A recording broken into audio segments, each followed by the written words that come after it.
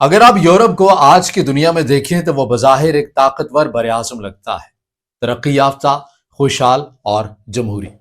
مگر حقیقت یہ ہے کہ یہ براعظم آج ایک سوال کے دہانے پر کھڑا ہے۔ کیا یورپ واقعی آزاد ہے یا اب بھی امریکہ کی چھتری کے نیچے محفوظ رہنا چاہتا ہے؟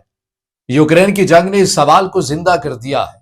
جب روس نے یوکرین پر حملہ کیا تو یورپ کو احساس ہوا کہ اس کے پاس فوج ہے مگر قیادت نہیں ہے۔ وہ آواز تو بلند کر سکتا ہے مگر فیصلے نہیں کر سکتا۔ یہ ایسے ہی ہے جیسے کوئی بڑا بزنس مین ہو مگر اپنے چیک پر دستخط کسی اور سے کرواتا۔ دوسری عالمی جنگ کے بعد یورپ ملبے میں تبدیل ہو گیا تھا۔ اسی وقت امریکہ نے یورپ کو تحفظ کی پیشکش کی۔ 1949 میں نیٹو وجود میں آیا، یعنی نارتھ اٹلانٹک ٹریٹی آرگنائزیشن۔ مقصد تھا سوویت یونین کو روکنا، اور اگر روس حملہ کرے تو سب ایک دوسرے کا دفاع کر سکے۔ لیکن جیسے جیسے سال گزرے سوویت یونین ٹوٹ گیا مگر نیٹو ختم نہیں ہوا، بلکہ اس کا دائرہ کار مزید پھیل گیا۔ آج نیٹو میں 32 ممالک ہیں اور اس کا 60% خرچ امریکہ برداشت کر رہا ہے۔ اب دیکھیے کہ جس اتحاد کا خرچ ایک ملک دے رہا ہے، فیصلہ بھی تو وہی کرے گا۔ جیسے گھر کا کرایہ ایک دے تو لاجیکلی ٹی وی کا ریموٹ بھی تو اسی کے ہاتھ میں ہوگا نا۔ 2022 میں جب روس نے یوکرین پر حملہ کیا، یورپ کے لیے ایک دھچکا تھا، کیونکہ یوکرین یورپی یونین کا حصہ نہیں تھا، مگر اس کی جغرافیائی قربت نے خطرہ بڑھا دیا تھا۔ امریکہ نے فوری طور پر یوکرین کو 175 ارب ڈالر کی فوجی امداد دی۔ یورپی یونین نے بھی کچھ امداد دی، مگر اصل جنگ کا سیاسی اور معاشی بوجھ یورپ پر آیا۔ کیوں؟ کیونکہ یورپ اپنی توانائی، خاص طور پر گیس اور تیل کا 40% روس سے لیتا تھا۔ جب روس پر پابندیاں لگائیں تو یورپ نے خود اپنے پاؤں پر کلہاڑی مار دی۔ نتیجہ یہ ہوا کہ گیس کی قیمتیں 3 گنا بڑھ گئی، بجلی کے بل دگنے ہو گئے اور جرمنی کی فیکٹریاں بند ہونے لگی تھی۔ امریکہ نے موقع غنیمت جانا اور اپنی LNG مہنگے داموں یورپ کو بیچنا شروع کر دی۔ یعنی روس سے تعلق توڑ کر یورپ نے انحصار بدل لیا تھا۔ بس اب خریدار روس نہیں بلکہ امریکہ ہو گیا ہے۔ یہ ایسے ہی ہے جیسے کسی نے زہریلی چائے چھوڑ کر قہوہ پینا شروع کر دیا مگر کپ اب بھی دوسرا ہی بھر رہا ہے۔ جنگ کے بعد سب سے بڑا مسئلہ سامنے آیا، یورپ متحد نہیں ہے۔ فرانس چاہتا ہے کہ یورپ خود مختار ہو، جرمنی چاہتا ہے کہ روس سے بات چیت بحال ہو، اور پولینڈ اور لتھوینیا نیٹو کے سائے میں ہی رہنا چاہتے ہیں۔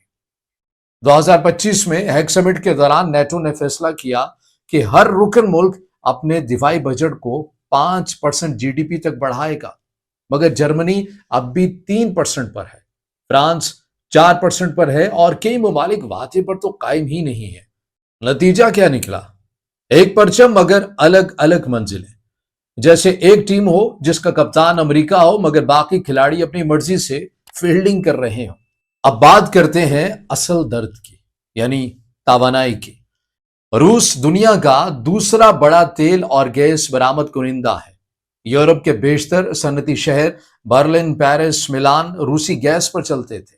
جب یورپ نے روس پر پابندیاں لگائیں تو اس نے اپنے ہی انجن کو بند کر دیا۔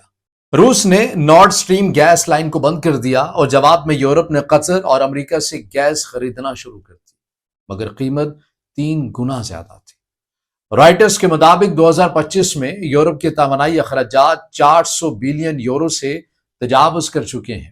اس سارے بحران کا فائدہ امریکہ کا ہوا، جس نے اپنی گیس، اپنے ہتھیار اور اپنی پالیسی تینوں یورپ کو بیچ ڈالے۔ روس کی گیس بند ہوئی تو یورپ کے چولہے بجھ گئے تھے، مگر واشنگٹن کے بینک اکاؤنٹس جل اٹھے تھے۔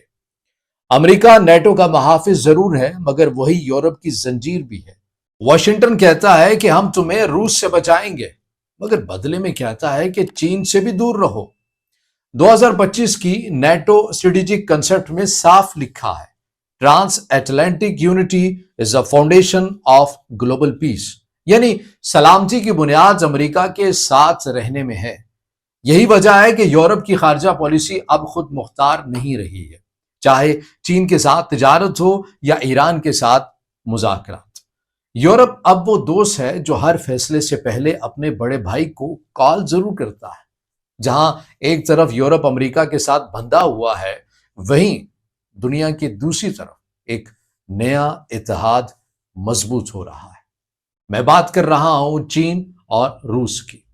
آئی ایس ایس رپورٹ کے مطابق چین کی روس کو برآمدات میں پچھلے 3 سالوں میں 70% اضافہ ہوا ہے۔ روس کو امریکہ اور یورپ نے تو الگ کر دیا، مگر چین نے اسے ایک نئی مارکیٹ دی ہے۔